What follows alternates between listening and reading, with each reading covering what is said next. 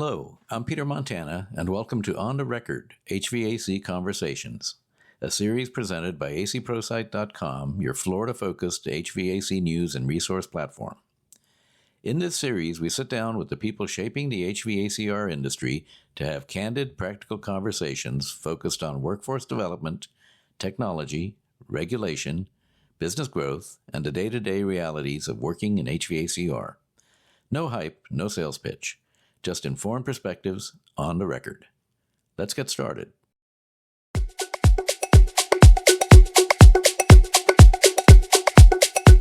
Hello, and welcome to ACprosite, your source for HVACR news that impacts Florida and a resource for information to help you become more effective leaders, teachers, and business professionals.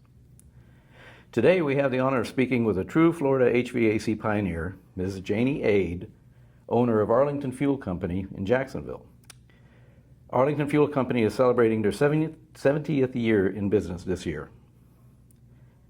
Janie made state history in 1979 when she became the first woman in Northeast Florida, and possibly the state, to earn a Class B master's license in heating, air conditioning, and refrigeration.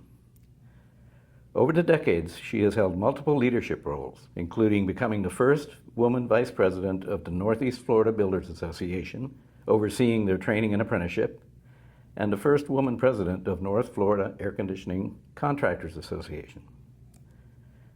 Her story is one of resilience, workforce advocacy, dedication, and a lifetime of breaking barriers in a male-dominated field.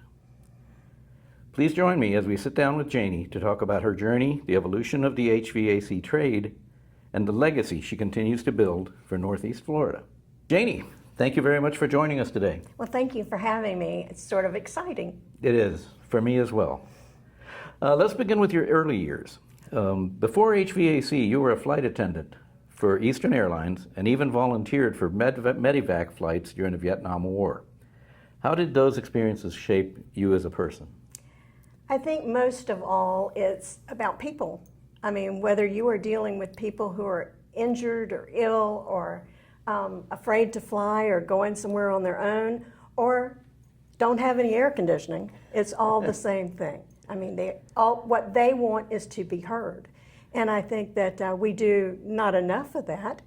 But when you are a flight attendant and flying medevacs, you have to learn to be calm and adapt because things happen. So oh, that's awesome. Hopefully that has helped. I think it would. That's very, very good. That's very good.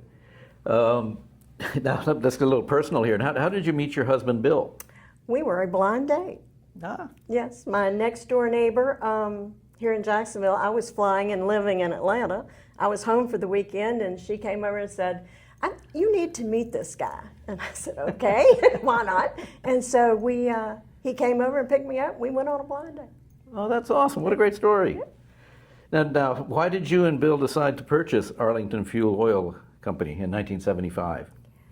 Well, we were living in Atlanta and he was working for a company that was based here, and things weren't going well for the company. And so instead of waiting for the other shoe to drop, we came back home and he started searching around for businesses because he sort of wanted to be his own boss.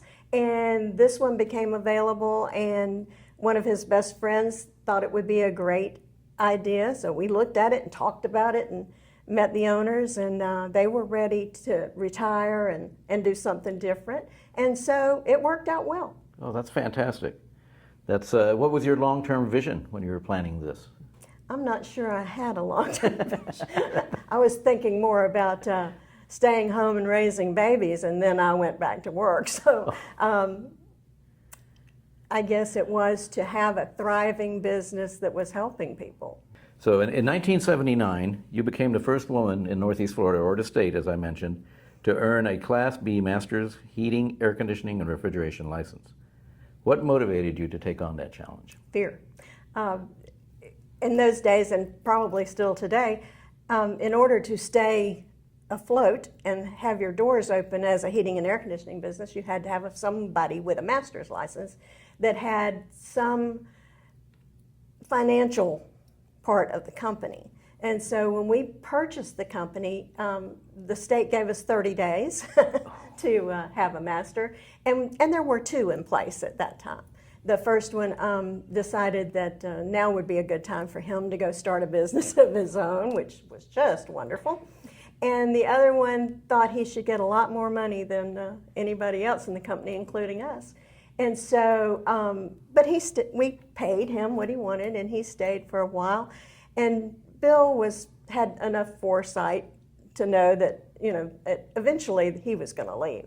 And he looked at me one day and he said, "Look, you're going to have to do this." He said, "Because I got to be here, and you have more time than I do." And I disagreed with that. I had 2 young children, but he said, "And the major reason is you're going to outlive me, and then you are going to be hit with the same thing and probably harder." And so I guess I agreed with him on that bit of information, and so we joined the Builders Association, who happened to have classes on becoming licensed by the state, and it was interesting. Sounds like Bill had a lot of thought, gave a lot of thought to the future and He did. what you all were doing. That's terrific.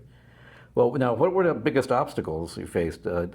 Like you mentioned, you had 2 children. You were probably going, I don't know, how many hours a week did you go to school? Well, we went 2 nights a week for 3 hours a night, and then there was a tremendous amount of homework. And you had to learn things like psychometric charts and blueprints and all kinds of things, wiring. And of course, I was not into any of that until this time. And so I had to study hard. And it was difficult to find those times at home to be quiet to do that. But I learned to do it, and it worked. And he was wonderful. He was very supportive. Very. Babysat all the time. He did. He babysat a lot. And, he knew that it was important for us, and I knew it was important for us. So we worked together to do it. Yeah. So that had a big impact on your career in general, because you managed to operate the business using your license. Right. Are there any other ways that impacted you, maybe as far as accomplishment or what you felt you have high self-esteem, but is there anything else? That's a major accomplishment to do something like that. It is a major accomplishment, and I felt like I had not gone to college because I went to be a stewardess, and I loved it. I could not have done anything I loved more. And I felt that education worked for me. Right. But to have that license meant that I had accomplished something, and something that a lot of people had not. So it did bolster me. Tell me a little bit about that, about how many people had not. Like, how many were in your class and how many graduated? Ooh, there were 16 boys. Well, they were men. 16 men and I in the class. And it was a 6-month journey, 2 nights a week. And when I walked in the room, there were a lot of giggles and pointing. And by the end of it, they had accepted me, that I wasn't there for any reason except to learn.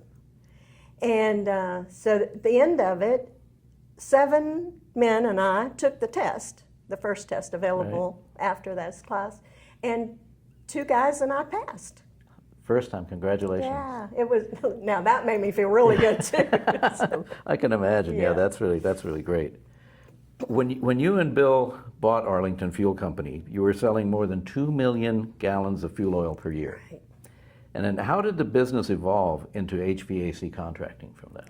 Well, at that time, heat pumps were just coming into Florida, and so at some point you can see the writing on the wall that oil was going away, and we went through an oil embargo and all kinds of great things there, and it was just, it's one of those change or die. Yeah.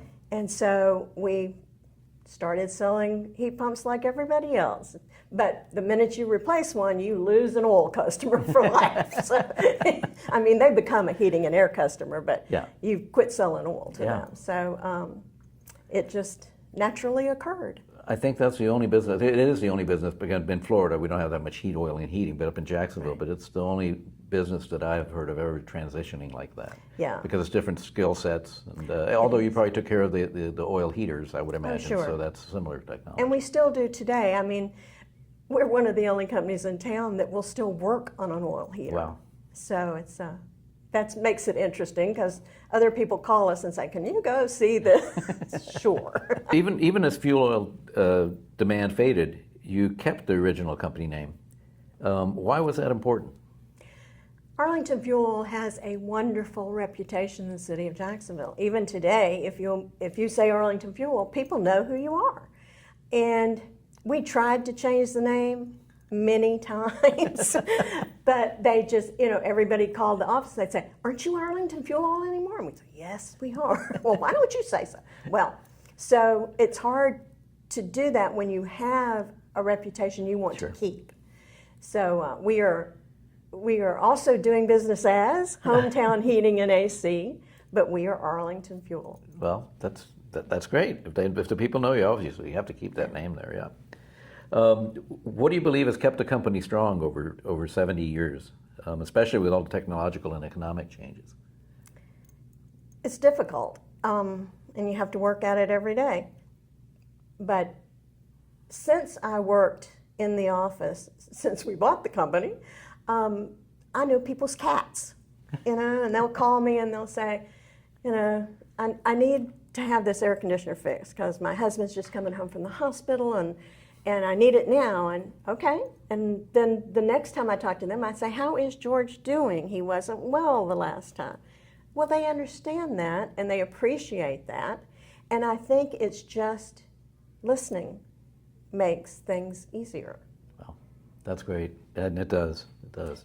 You've long spoken about the importance of training. And even in a 1999 interview, you warned that the push towards 4-year degrees was decreasing the pool of skilled workers. The industry is still facing a manpower shortage. Is there a solution? Do you think that the emergence of AI will drive more people towards the trades? I don't know about AI. I'm probably one of those people that is not a happy camper with AI. And some of the things I hear about it, and then I hear conversations and people are upset about it and wondering how this happened. And I'm going, "Did you not ever see Terminator?" Let's think about this. So that is going to be a difficult problem to overcome. And we're going to have to work at that and delve into it. Technology, though, in heat pumps and in thermostats make life easier. Yeah. I'm still on the fence about whether AI does. Yeah. AI, in my opinion, I think there are some people that we're already seeing that they know that their careers are not, that are coming out of college, their careers may not be around in Right. 10 years, especially administrative or research and certain things like that. So I think we're going to see a trend of that happening. Now the question is, how do we have those folks embrace heating and air as their careers? So that's interesting. Yeah. Now, how critical are apprenticeship programs for the future of the HVAC industry? They are the most critical thing we face. We have to have trained, qualified craftsmen working on especially these new innovative products that are coming out, because they take training. You can't, the guy that I would send out years ago to work on the first one that we had, it turned off and on, and it, it did little things. These are computer operated, and so you have to have training in order to work on them and to have them work properly. So training has got to be the key component. Yeah, and I agree with you. I think that they're the cornerstone of the industry, because you get professional training, you get training by people that are in the industry typically. So it's a very important part of what we do. So what would you tell young people, especially those unsure about college, about pursuing a career in HVAC? Why? Well, and I think you've answered that with the AI and taking over jobs of the kids coming out of college these days. They need to look at something else. Yeah. And it doesn't it doesn't have to take the place of college if they don't want it to. And there's a portion of it that's college learning. You have to go, you have to be in class, you have to, take tests, you have to do these things. But they need to try it. And I think that mothers, particularly, spent so long in the past talking their children into going to college, and you have to make good grades to get into college, and we want you to go to college. And they didn't want them to work in the heat, in the mud, and the hot attics. And I understand that, but if you step back and think about it, then you would like your toilet to flush. You would like the lights to come on. So somebody's got to do that. Absolutely, yeah. Well, and I feel also there that I think that somehow the industry needs to get involved more with the people that are in high schools that are doing the encouraging people to go in what careers, the career advisors, let's say, that are in high school, and make them more aware of what the potential is in air conditioning and there's so many positions in the industry. You can be technical, you can be in the office or administrating, but that's, again, it's going to be more computerized as we move forward. But I think there's still not enough people encouraging the trades as an option to college. Right. Yeah. So, what do you think the industry needs to do to bring more women into the air conditioning trade, into HVAC industry? They've got to make them feel welcome, and I don't think they do. Bill hired the first sheet metal apprentice that was a woman, and that was a long time ago. Wow. And that's the only one we've ever employed, because you can't get them. And I'm not so sure that if it's the high schools or if it's the students in the class that make them feel unwanted. And we've got to do a better job. And the Builders Association has a great apprenticeship program that I do a lot of work for and have for a very long time. And we go to the schools, and I try to tell them, but it's whether they're going to listen. Yeah, that's a big hurdle. Right. That part of the initial acceptance Right. of what you're going through. That's I know but the majority of women that I know came through some different direction, through administration or through Right. leadership positions, typically not in the field. But I don't know how we can do that. Probably through the associations in some way. It's got to be. Get it made. Yeah. Now, you've held the influential leadership roles, notably as the Northeast Florida Builders Association, the first female vice president, and also later as North Florida ACA's first woman president. Well, why should contractors get involved with associations? Well, that is their lead-in to training. That is their lead-in to getting qualified people to work for them. And as an association, we need to talk to each other. We're the only ones who know what each other's facing every day. And if the contractor is not a part of an association, he's out there on his own, and it's hard. Yeah. Is there a value in bridging a gap to the homeowner as well? I know that North Florida ACA is involved with Air Angels, which is a charitable association, and you do help. But is there a value in developing that type of relationship and becoming the professional, let's say, the representative for the professionals of the industry by being a member of an association? Certainly, you need to be the go-to for that. People here in Jacksonville, I know a lot of the distributors, if a homeowner calls and asks who they should use, they will tell them to look for somebody that is a member of North Florida ACA. And I think it's got to go that way. Yeah. But otherwise, you just open that website and say, who am I getting today? Yeah, that's true. Who paid the most for their listings? Right, right. Did you happen to bring a business card? I did. I've heard that you have a motto on it. I've got to be sure that I've got it right. All right. The bitterness of poor workmanship remains long after the sweetness of low price is forgotten. That sinks in. Now, how do you feel? I mean, you obviously have it on your card, so that's partly, you could almost build your life around that. I think it's a good motto. That Bill came up with that years ago, and I'm sure he came up with it because we were getting a lot of calls that said, you know, you all are not cheap.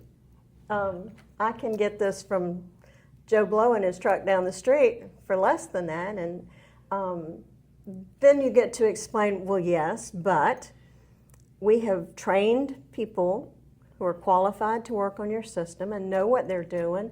And it takes money to train them, and it takes money to keep the lights on. You know, but you've got to train everybody. Yeah, so. That's very well said. That's very, very well said. What still brings you joy about this work after all these years? I think just making people more comfortable, to help somebody that needs to be comfortable, because especially in Florida, in the 90-degree heat for 7 days in a row, it gets a little touchy. And when you can make somebody's day better in any way, I think it's a good thing. You know, that's a great way to wrap it up, because that's the thread that you brought through this whole conversation when we started also. That's you have to get to know the people and take care of the people. And I think that's really terrific. Janie, thank you for sharing your incredible journey with us today. Your leadership, resilience, and pioneering achievements have helped open doors for generations of HVAC professionals, especially women. And as Arlington Fuel Company celebrates its 70th anniversary, your story reminds us of craftsmanship, character, and the commitment to community never go out of style. So again, thank you. And to our viewers, if you enjoyed this interview, be sure to explore more industry stories, event coverage, and training resources on ACprosite.com and sign up for our twice-monthly e-letters. I'm Peter Montana, and we'll see you again in the next interview.